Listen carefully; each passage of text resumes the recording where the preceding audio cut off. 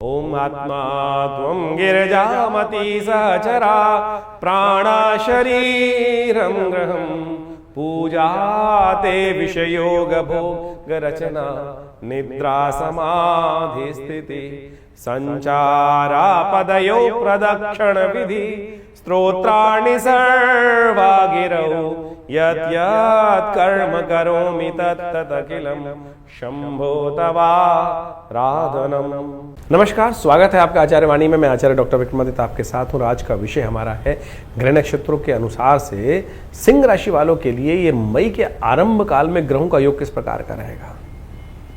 देखिए, वैशाख का महीना चल रहा है और ग्रहों का परिवर्तन का अद्भुत योग इस मई के महीने में बनने वाले हैं। और इस मई के मास में कई ग्रहों की युतियां परिवर्तन की तरफ जा रही हैं। कई ग्रह परिवर्तन की राह पकड़ने वाले हैं। क्या बृहस्पति, क्या राहु, क्या बुध, ये सब के सब ग्रहों का योग महत्वपूर्ण परिवर्तन की तरफ जा रहा है। इसके साथ साथ एक महत्वपूर्ण ग्रह जिसको कहा जाता है यम, प्लूटो। यम भी मृत्यु के देवता हैं, प्लूटो भी मृत्यु के देवता हैं। उनका ग्रह जो परिवर्तन की तरफ जा रहा है ये होने जा रहा है वक्री। और ऐसे में ये विश्व के लिए थोड़ा सा कहीं ना कहीं अशांति का दौर बनता दिखाई दे रहा है। ये मई के अंदर जो परिवर्तन का योग बनेगा ये थोड़ा सा कहीं ना कहीं रक्त रंजित राजनीति की तरफ बढ़ा सकता है। दुस्साहस करने का लोग प्रयोग कर सकते हैं और अशांति का वातावरण बनता दिखाई दे रहा है। ऐसे में आपकी राशि के दृष्टिकोण से बाकी सब ग्रहों का जो परिवर्तन बनेगा, चाहे वो बृहस्पति महाराज आपकी राशि में परिवर्तन की तरफ जाएं, वो आपके लिए कई प्रकार से शुभ योग बनाएंगे। राहु का परिवर्तन भी आपकी राशि के दृष्टिकोण से बहुत महत्वपूर्ण रहने वाला है। महत्वपूर्ण परिवर्तन, केतु और राहु दोनों परिवर्तन की तरफ जाएंगे और ये आपके जीवन में इस वर्ष महत्वपूर्ण परिवर्तन, कुछ महत्वपूर्ण परिवर्तन, जल्दी से परिवर्तन करने का योग बनाएगा। एक तो अधिचारी बृहस्पति है और साथ में केतु आपके लग्न राशि में आ जाने के कारण से ये थोड़ा सा समय परिवर्तन की तरफ महत्वपूर्ण दिखाता है।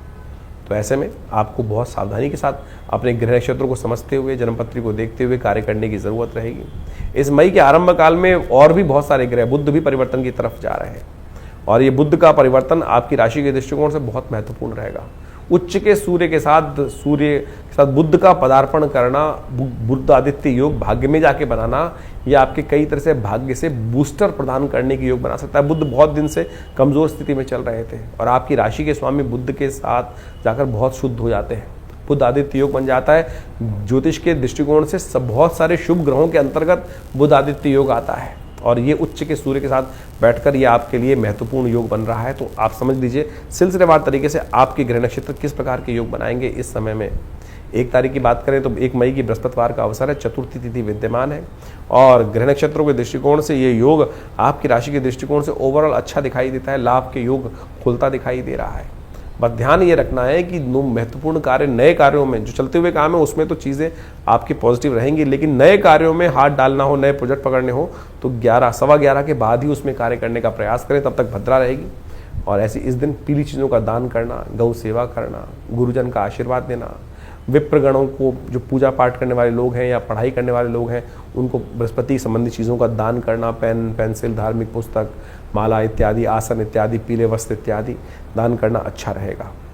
2 तारीख शुक्रवार का अवसर, पंचमी तिथि है। इस दिन आदि शंकराचार्य जी की जयंती है। ग्रह नक्षत्रों के दृष्टिकोण से योग आपकी राशि के दृष्टिकोण से लाभ का बना हुआ है। ग्रह दिखाता है कि आपके लिए ये स्थिति ऐसी है कि बहुत सारे कार्यों में आपके लिए थोड़ी मेहनत ज़्यादा जरूर चाहिए, क्योंकि इन दिनों ग्रह नक्षत्रों के दृष्टिकोण से जो शनि परिवर्तन की तरफ गया है वो थोड़ा सा आपको कह रहा है कि जितने भी आप कदम चलोगे उसमें फिसलन ज़्यादा है, लेकिन फिर भी मनोमस्तिष्क में अच्छा उत्साह दिखाई देता है। यदि आपने मंगल को थोड़ी ताकत दे दी तो बहुत सुंदर रहेगा।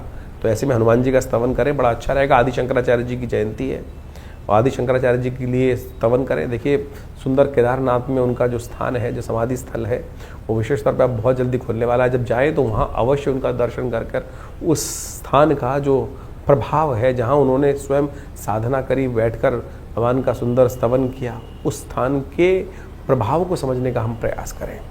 आदि शंकराचार्य जी इस संसार में शंकरो शंकराचार्य शास्त्र कहा गया है कि शंकर के अवतार के रूप में स्थित थे और उन्होंने इस संस्कृति को रक्षा करने के लिए जो कार्य किए हैं वो बड़े अद्भुत हैं। इस संसार के विभिन्न मतों में शंकराचार्य मत सबसे श्रेष्ठ माना जाता है और वो ऐसा मत है कि जिन्होंने एक महत्वपूर्ण परिवर्तन इस भारतीय संस्कृति में लाने का प्रयास किया। इस भारतीय संस्कृति को पुनः उस गर्त से निकालकर पुनः प्रकाशित करने का इस कलयुग में जो कार्य किया है वो उनको लिए विशेष तौर पर स्तवन मिलता है। तो हमको उनके निमित्त अवश्य इस दिन पूजन करना चाहिए, इनके निमित्त उनका ध्यान करना चाहिए और उनके आशीर्वाद से विभिन्न लोगों के जीवन में परिवर्तन आया। विभिन्न शिष्यों ने उनके बड़ी गाथा लिखी है तो उनको पढ़ना चाहिए, उससे कल्याणकारी लाभ मिलने के योग बनते हैं। 3 तारीख शनिवार का अवसर, षष्ठी तिथि विद्यमान है और इस दिन ग्रह नक्षत्रों का महत्वपूर्ण परिवर्तन का योग आपके लिए बन रहा है।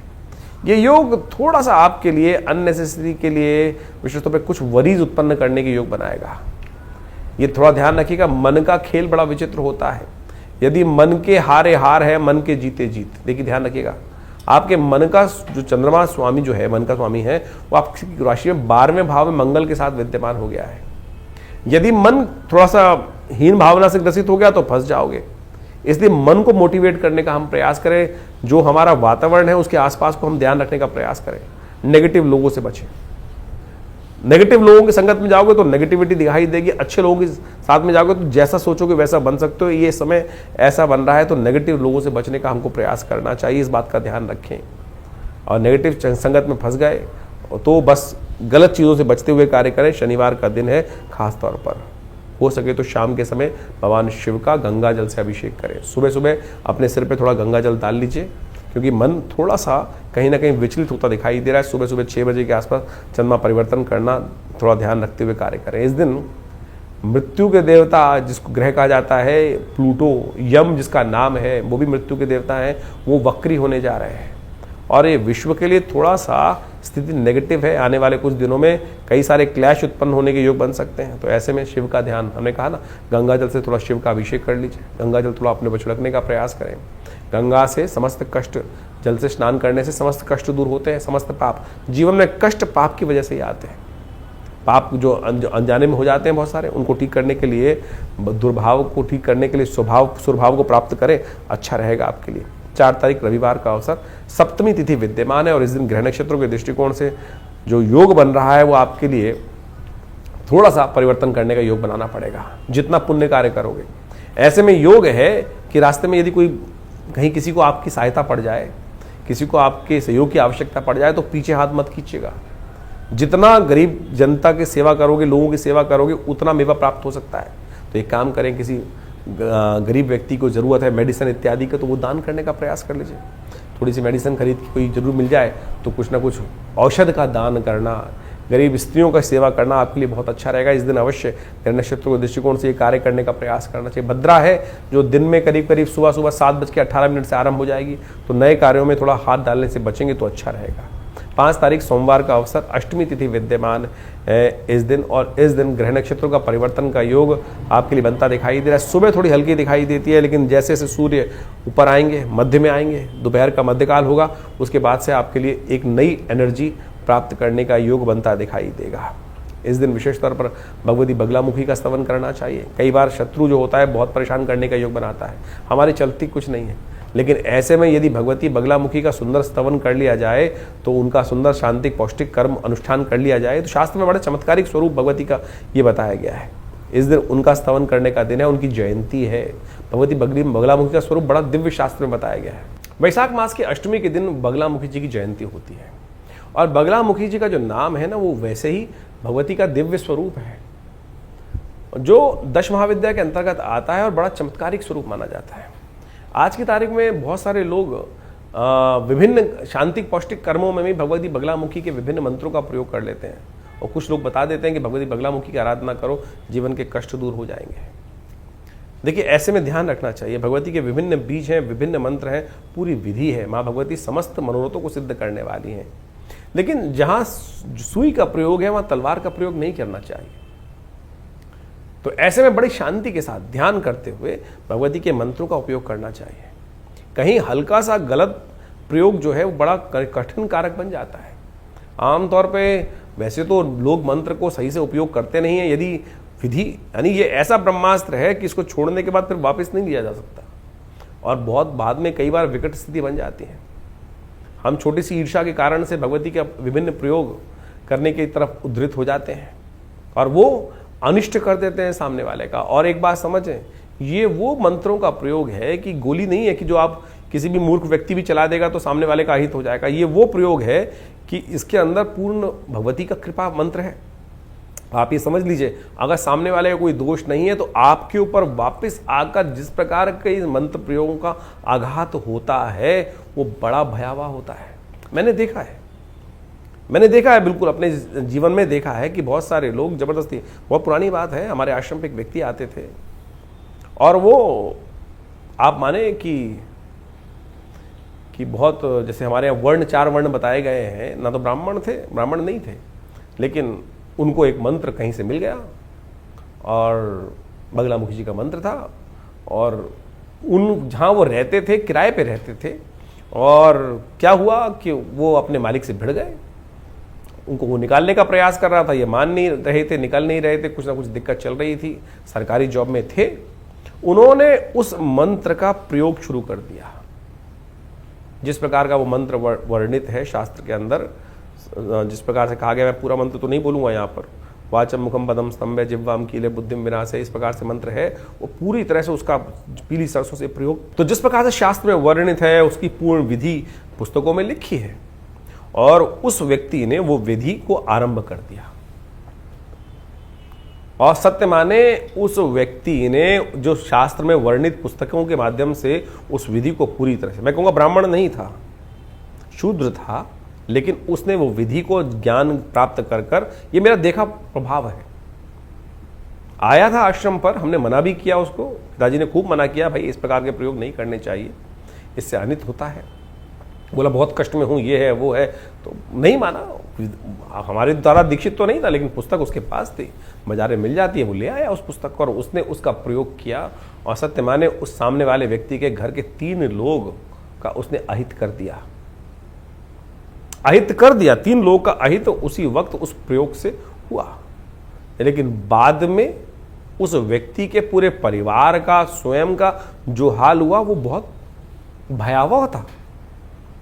तो ऐसे में बड़ी सावधानी के साथ आपको ध्यान रखना चाहिए। आज की तारीख में एक जनरल ट्रेंड बन गया है कि संतान नहीं है, बगलामुखी का प्रयोग करा लो।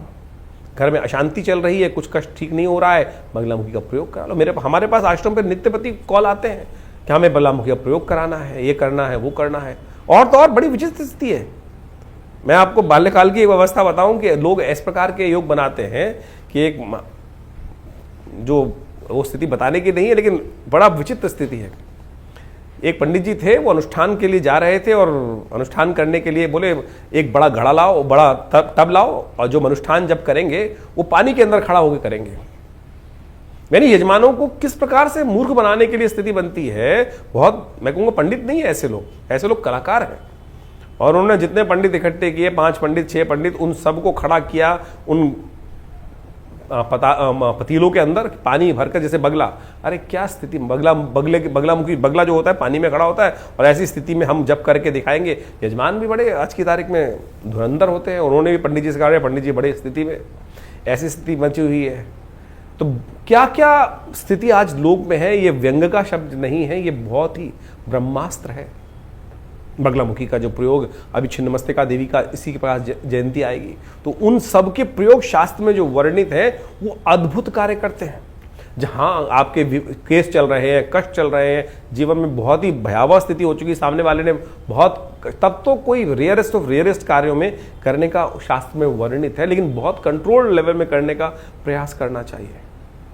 और उसको यदि बहुत सावधानी के साथ किया जाए तब वो चीजें आपके लिए, अपनी सुरक्षा पहले, हर मंत्र का प्रयोग स्वयं कवच के साथ, कवच विभिन्न प्रकार के उनके प्रयोग, शापोद्धार इत्यादि हर चीज में वर्णित है, पूरी विधि शास्त्र में वर्णित है। यदि आपने उनमें से एक विधि भी छोड़ दी तो वो आपके ऊपर वापस जब प्रयोग आएगा आप उसकी रक्षा नहीं कर पाओगे।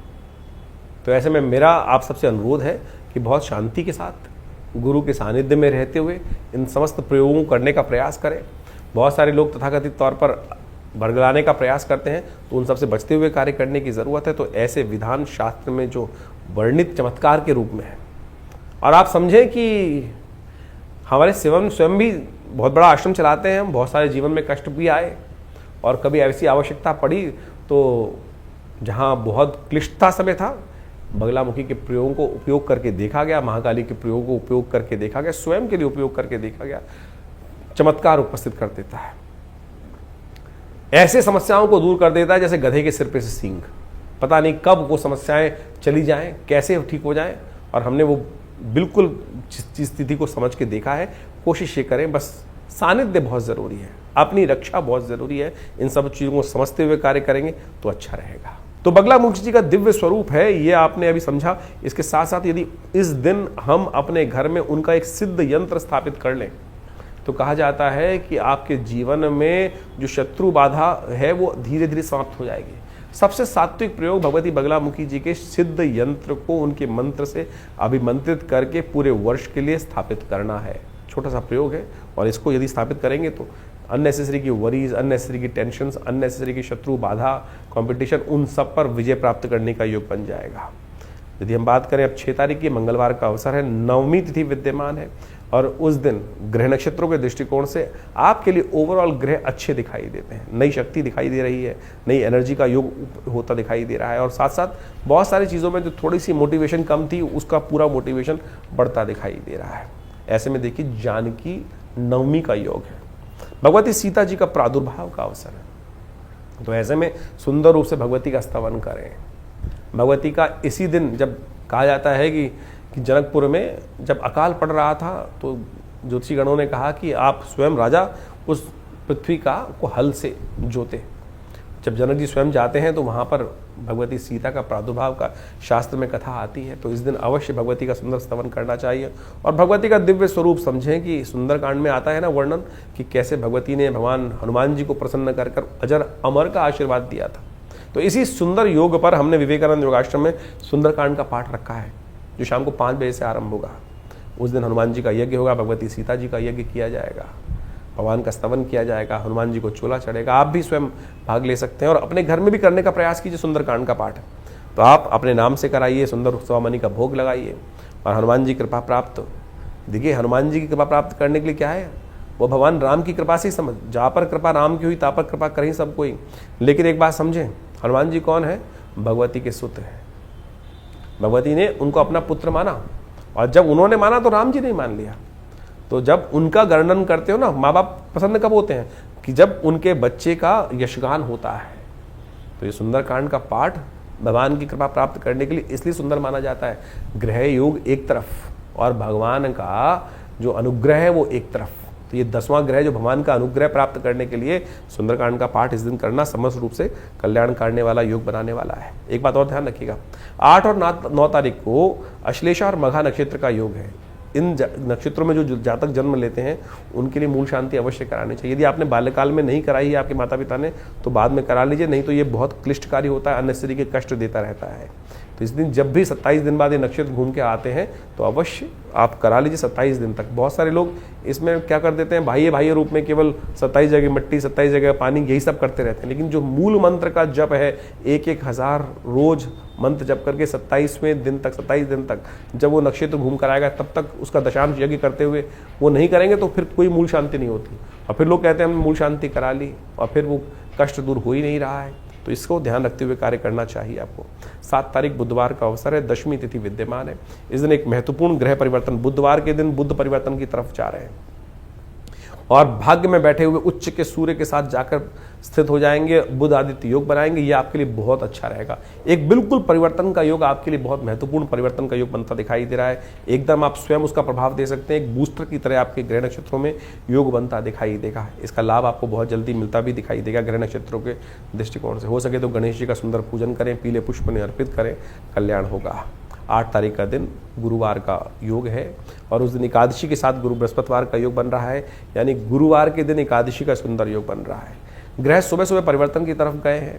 एक बहुत बढ़िया प्रकार का राजयोग आपकी राशि में बनकर तैयार हो गया है, यानी चंद्रमा केतु के साथ विराजमान होकर बृहस्पति से दृष्ट होकर आपकी राशि में बड़ा सुंदर गजकेसरी योग बना के बैठ गए हैं। अब राशि के दृष्टिकोण से तो ग्रह नक्षत्र बहुत अनुकूल है। आशीर्वाद से मेवा प्राप्त करने का योग बनता दिखाई दे रहा है। ऐसे में बड़े बुजुर्गों का आशीर्वाद लेकर जो काम करोगे उसमें विजय के योग बनते दिखाई दे रहे हैं। भगवान का सुंदर पूजन करें। इस दिन मोहिनी एकादशी है, तो ऐसे में कोशिश ये करें भगवान विष्णु का सुबह सुबह पालक कहे जाते हैं भगवान विष्णु, और जिस पर मोहित हो जाते हैं ना उनके समस्त कष्ट निवारण करने के योग बन जाते हैं। इसलिए जब जिन पर भगवान की कृपा, क्या नियम क्या कुछ, भगवान तो प्रेम से ही जीते जा सकते हैं और प्रेम के पाले पड़कर हरि अपने नियम भी बदल देते हैं। तो इसलिए भगवान को प्रसन्न करने का मोहिनी अवतार है जो भगवान भक्तों के लिए इंद्र पर कृपा प्राप्त करने के लिए मोहिनी अवतार इन्होंने धारण किया था। तो कहा जाता है कि शंभु की कृपा, शंभु पर, भगवान शिव पर कृपा करने के लिए, भगवान शिव पर जब भस्मासुर पीछे भागा था ना, तब ये मोहिनी अवतार भगवान ने धारण किया था। तो कहा जाता है कि इस मोहिनी अवतार के द्वारा भगवान ने उस भस्मासुर को भी भस्म कर दिया था, स्वयं भस्म कर दिया था।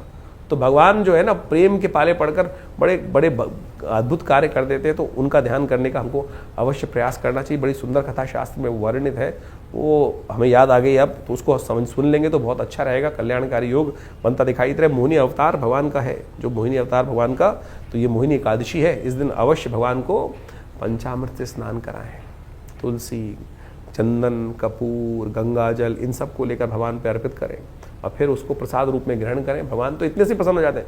पत्रम पुष्पम फलम तोयम यो में भक्त प्रच्छति, आपके मनोकामना सिद्धि के योग बनेंगे। गजकेसरी योग है, आशीर्वाद ले लो, कल्याण के योग बनेंगे। 9 तारीख शुक्रवार का अवसर, द्वादशी तिथि है, शुक्र प्रदोष का योग, गजकेसरी योग विद्यमान। देखिए कितना सुंदर योग आपकी राशि में बना हुआ है। बहुत सारे कार्यों में कहीं ना कहीं कोई विघ्न चल रहा हो, कहीं रुकावट हो, शनि महाराज जैसे नेगेटिव चल रहे हैं, आपकी राशि में ढैया अशुभ चल रही है, तो उनको भी ठीक करने के लिए कोशिश ये करें, इस दिन उपाय करने का प्रयास करें। इस वक्त ग्रह नक्षत्र बहुत अच्छे हैं और जब आशीर्वाद मिल जाए तो सब ठीक, गुरुजन का आशीर्वाद लेकर, माता पिता का आशीर्वाद लेकर कार्य करो। बिल्कुल, यदि लग रहा हो कोई दिक्कत है तो इसमें जाओ, विशेष तौर पर कृपा प्राप्ति के योग बन सकते हैं। शुक्र प्रदोष है, शाम के समय विशेष तौर पर भगवान का इच्छू रस से अभिषेक करें तो आपके लिए बहुत, भगवान शंकर का अभिषेक इच्छू रस से गंगा जल के साथ मिलाकर करने का प्रयास कीजिए, देखिए कृपा होगी बहुत सुंदर। 10 तारीख का दिन शनिवार का अवसर है, त्रयोदशी तिथि है इस दिन और ग्रह नक्षत्रों के दृष्टिकोण से योग गजकेसरी आपके लिए कल्याणकारी योग बना रहा है। दिन बहुत अच्छा दिखाई देता है, आगे आने वाले समय में परिवर्तन का योग बहुत महत्वपूर्ण बनता दिखाई दे रहा है। इस दिन भगवती छिन्नमस्तिका देवी की भी जयंती होती है। जैसे भगवती बगलामुखी के संबंध में आपको अभी हमने बताया कुछ देर पहले, तो उसके के समक्ष बिल्कुल तरीके से ही 10 महाविद्या के अंतर्गत छिन्नमस्तिका भगवती का वर्णन मिलता है। और ये ऐसा दिव्यास्त्र है कि जब कोई और शक्ति काम ना कर रही हो, तब इन भगवती का सानिध्य लेकर अपने बहुत सारे जो रुके हुए कार्य हैं उनको गति देने के लिए रास्ता बनता है। तो ये मई के आरंभ काल के ग्रहों की गणना आपने समझी, तो ये समझ लीजिए मई का जो समय बहुत विशेष योग लेकर आ रहा है। मई का ये योग विशेष तौर पर देखिए, कई ग्रहों का परिवर्तन की स्थिति, जैसे हमने आपको कहा, ये परिवर्तन की स्थिति बहुत विशेष है। वैशाख का महीना चल रहा है और वैशाख के महीने के अंतिम समय में शुक्ल पक्ष का जब दौर चले तो उस समय में कई प्रकार के शुभ योग बने। और एक समझ लेना चाहिए आपको कि आमतौर पर आजकल ज्योतिष के अंदर विशेष तौर पर यह बात हो गई है कि हम ग्रहों का निवारण किस प्रकार से करें, और हम जो उपाय बताते हैं ना, वो वैदिक पुराणिक मत से बताने का प्रयास करते हैं। बहुत सारे लोग तथाकथित तौर पर टोटकों में फंस जाते हैं, लेकिन भारतीय संस्कृति में भारत को समझने के लिए वेद, उपनिषद, ये सब जो पुराण इत्यादि मत हैं, जो कथाओं के माध्यम से हमारे साथ जुड़े हुए हैं, एक तो हमारा इतिहास भी है और साथ साथ हमारे कष्टों के निवारण करने का वास्तविक सिद्धांत भी है। पंचांग के अंदर कई लोग अध्यात्म को बिल्कुल ही भूलने का प्रयास कर रहे हैं और कई लोग इस प्रकार से समझते ही नहीं है कि बहुत ज्योतिष भाई वेद का अंग है, ज्योतिष को अध्यात्म से हटकर देखा ही नहीं जा सकता है। अध्यात्म से हटके समझने का प्रयास करेंगे तो ग्रह गणना को विशेष तौर पर ना तो उसकी वास्तविकता आप समझ सकते हैं, वो तो मैथमेटिक्स कैलकुलेशन के रूप में आप उसको केवल गणनाओं के तौर पर समझ सकते हैं, लेकिन निवारण, कष्ट का निवारण जो है वो इतिहास में दर्ज है। पुराण, उपनिषद, वेद, ये सारा का सारा भारतीय संस्कृति का ऐसा एक सार गर्भित ग्रंथ है कि जिससे हमको जीवन जीने की कला भी समझ में आती है। और ये वैशाख का महीना चल रहा है जिसे भगवान ने अपना नाम दिया है। कार्तिक से भी बढ़िया कोई मास हो सकता है जिसमें सुंदर योग बनते हैं, चाहे वो विशेष तौर पर आप समझे, जिसमें आज हमने आपको समय कालांतर में बताने का प्रयास किया। अक्षय तृतीया वैशाख के महीने में आती है और साथ साथ विभिन्न प्रकार की जयंतियाँ आती हैं, बगलामुखी जयंती आती है। जीवन में कष्ट चल रहा हो, कैसे निवारण करेंगे? अगर एक पुराने हमारे कवि साहब ने लिखा, क्षमा शोभती उस भुजंग को जिसके पास गरल हो। अभी भारत के ऊपर इतनी भयावह स्थिति बनी, कुछ लोगों ने भारत के सम्मान को तार तार करने का प्रयास किया। यदि हम पे शक्ति नहीं होगी जैसे, तो हम कैसे, कोई भी आके थप्पड़ मार के चला जाएगा। और यदि शक्ति होगी तो उसका प्रत्युत्तर देकर अपने सम्मान को पुनः स्थापित करने का कार्य किया सकते हैं। बगलामुखी, छिन्नमस्तका इत्यादि की जयंती इस वैशाख के महीने में आती है। ये शक्तियों का इसीलिए शास्त्र में वर्णन है कि भाई जीवन में कष्टों का निवारण करने के लिए जो आपके पास शक्तियां हैं, ब्रह्मास्त्र हैं, उनका उपयोग किया जाना चाहिए। नहीं तो कोई भी आपके जीवन में कष्ट यदि आ रहा है तो ऐसा तो नहीं। हमारे ऋषि मुनियों की अद्भुत खोज है, बगलामुखी जी के ऐसे अकाट्य प्रयोग हैं कि जब, वैसे तो उनका प्रयोग निषेध है शास्त्र के अंदर, लेकिन जिस प्रकार से वो शब्द जो मंत्र इत्यादि हैं, ओम ह्रीं बगलामुखी सर्वदुष्टानम वाचम मुखम पदम स्तंभे जिह्वाम कीले बुद्धिम विनाशे ह्रीं ओम, जिस प्रकार से उनका उपयोग है अद्भुत है, अद्भुत। यानी यदि शास्त्र में जैसा हमने कहा कि उनका उपयोग ये साधारण तौर पर निषेध माना गया है, लेकिन जब सर से पानी ऊपर चला जाए और आपने कोई अपराध नहीं किया है, सामने वाला आपको खत्म करने के कगार पे है, तब इन ब्रह्मास्त्रों का प्रयोग शास्त्र में वर्णित किया गया है। और आदिकाल में लोगों ने, हजारों लाखों लोगों ने इसका उपयोग करके अपने कष्टों को दूर करने का रास्ता बनाया है। इसी प्रकार से छिन्नमस्तिका देवी की जयंती इसमें आए, नरसिंह भगवान की जयंती इसमें आ रही है, और तो और अनेक प्रकार के सुंदर योग इस वैशाख के महीने में बनाए। और सुंदरतम प्रभाव ऐसा बताया गया है कि केवल जल का दान ही समस्त कष्टों से निवारण का योग बना देता है। वो सब हमने आपके समक्ष रखने का प्रयास किया। ज्योतिष को कई लोगों ने केवल नग बेचने का धंधा और कुछ ना कुछ और बदतमीजी, और बहुत सारे आज की तारीख में लोग, पता नहीं ज्योतिष को कहीं कोई रिलेशन नहीं है। एक तो महानुभाव हम अभी समझ में आ रहा है, लोग हमसे आगे पूछते हैं कि बहुत सारे ज्योतिषी कहते हैं कि सुरा पान करना भी ग्रहों को शक्ति देता है। अरे मूर्खता की पराकाष्ठा है। किस प्रकार से शास्त्र में कहां, किस प्रकार से, कौन से जगह वर्णित है जिनको शब्दों का, संस्कृत का एक आ ई उ का ज्ञान तक नहीं है, शब्द पता ही नहीं है कि जो किस प्रकार से उपस्थित करने की बात कर रहे हैं। कई लोग तो आज भारतीय संस्कृति को इस प्रकार से कहते हैं कि देवता जो सोमरस का पान करते हैं उसको हम मदिरा के साथ जोड़ देते हैं। अरे मदिरा और सुरापान में बहुत फर्क है। सुरा का मतलब होता है चंद्र से निकला हुआ अमृत के समान शीतल पेय जो अमृतत्व का वर्णन करता है। क्या वो सुरा के, मदिरा के साथ उसको जोड़ सकते हैं आप? और अभी ज्योतिष में ऐसी वर्णन कर रही है कि किसी को मदिरा पिलाना भी उपाय होता है, ग्रहों को शक्ति दे देता है, सत्यानाश कर देगा। किसी भी ज्योतिष के वास्तविक तौर पर अनुभव के ग्रंथ की बात करें तो वहां ये लिखता है शराब और कबाब, चाहे लाल किताब, चलिए आज की तारीख में प्रचलित लाल किताब है, वहीं जाके पढ़ लीजिए कहाँ किस ग्रह के उपचार के लिखा है। वहां तो ये बात लिखी है कि शराब और कबाब जिसकी जिंदगी में आ जाएगा वो बर्बाद हो जाएगा व्यक्ति। तो आप समझें ज्योतिष को जिस प्रकार से आज तथाकथित लोगों ने जिस प्रकार से पहुंचाया है, कहां कहां पहुंचा दिया है, उन सब को आज हटाने का हम प्रयास करें सही रूप से। हमने ज्योतिष को वैदिक ज्योतिष के साथ जोड़कर आपके समक्ष उपाय रखें। और इस वैशाख महीने में आप समझें, हमारे यहाँ व्यवस्थाएं बताई गई है, माधव मास इसका नाम रखा गया।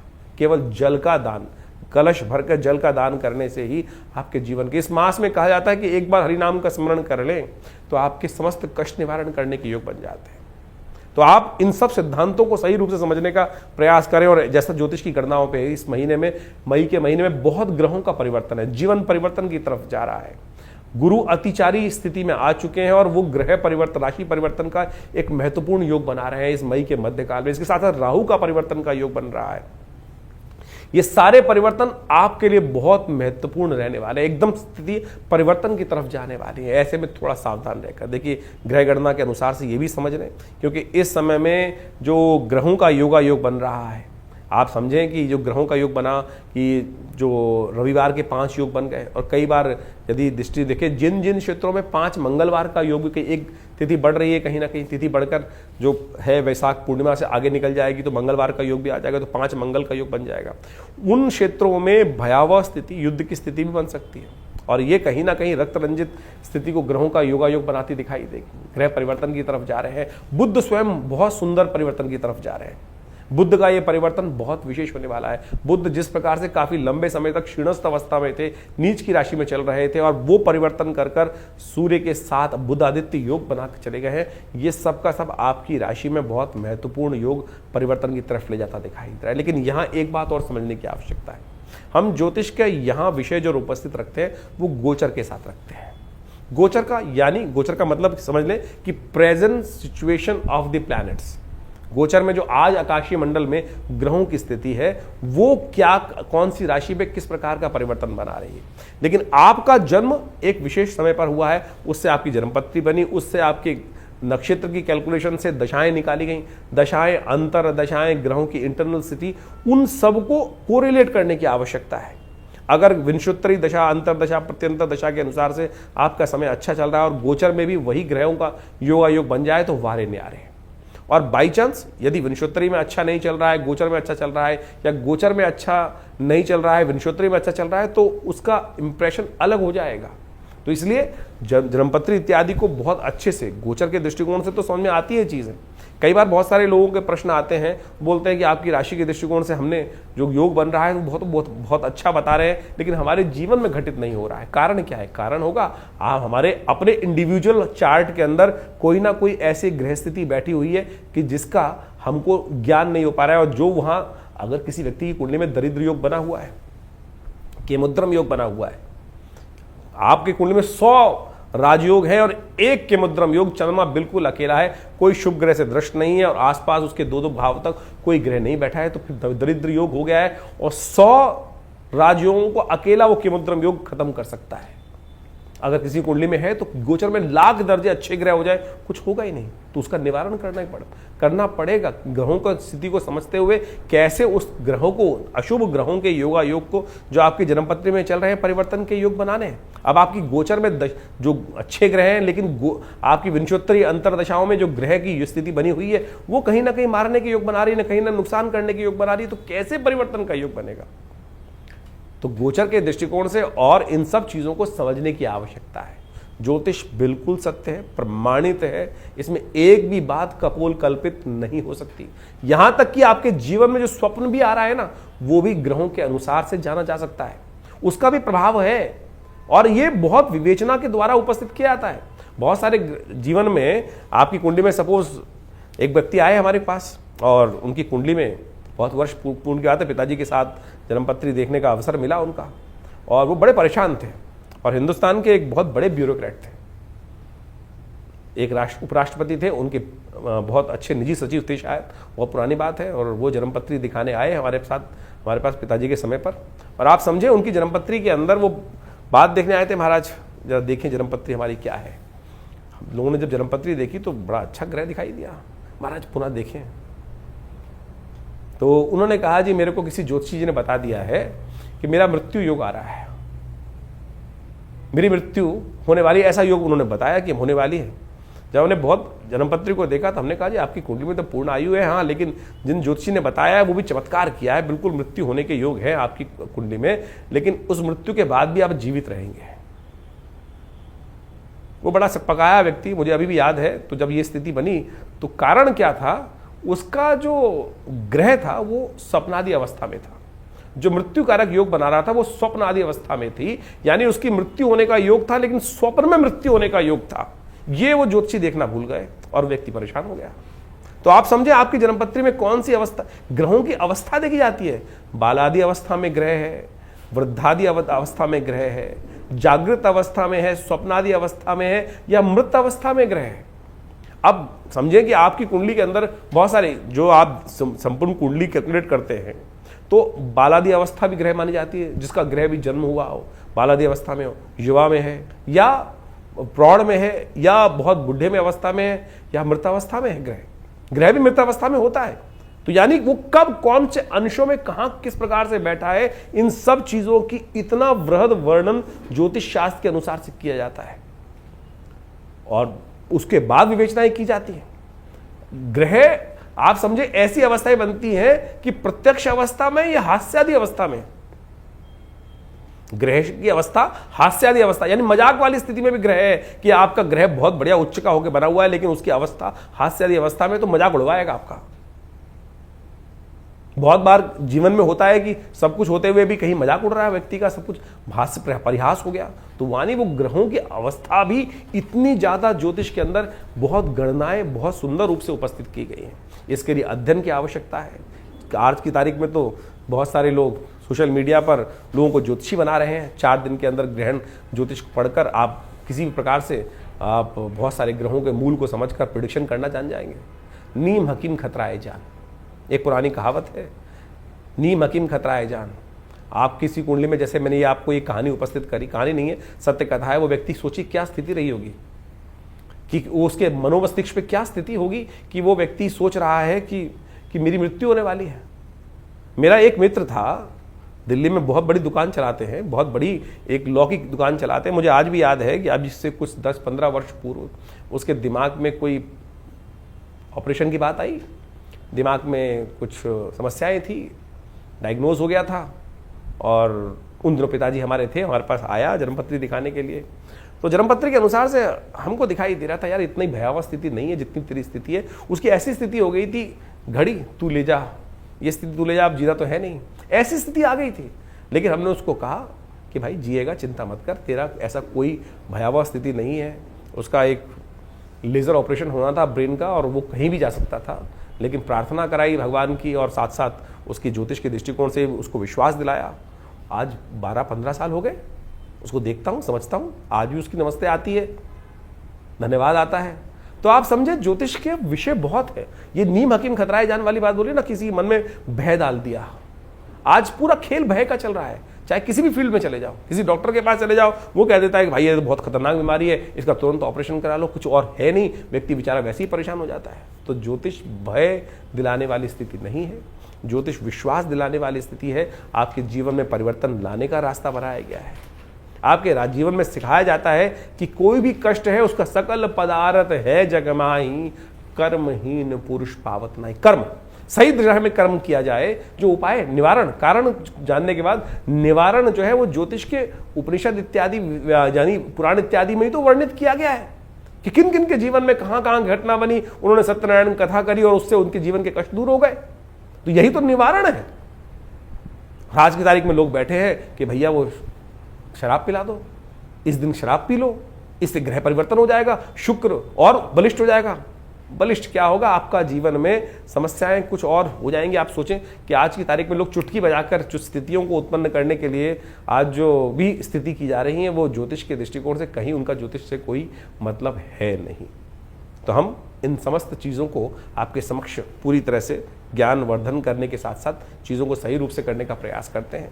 तो ज्योतिष को सही रूप से समझें, चीज़ों को अपने जीवन में उतारने का प्रयास करें।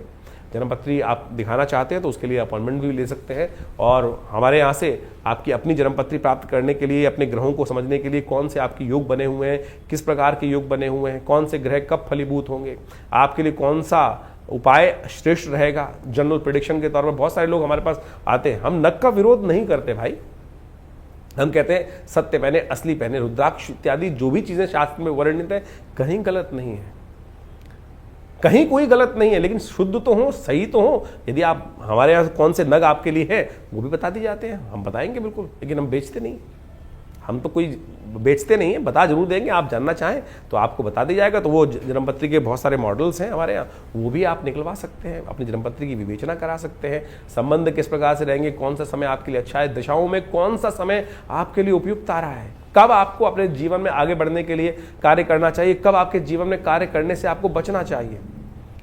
तो आप उन सब संबंधों में जानने के लिए आश्रम के साथ संबंध साध सकते हैं। बहुत सारे विभिन्न प्रकार के उत्सव समय समय पर हमारे आश्रम पे होते रहते हैं, उनके बारे में भी आपको हम समय समय पर अवगत करा सकते हैं। आप अपने नाम से अपने उन यज्ञों में भाग लें, स्वयं आए, यज्ञ में बैठें, भगवान की प्रार्थना करें, देखिए चमत्कार होगा, कष्ट निवारण करने का योग बनेगा।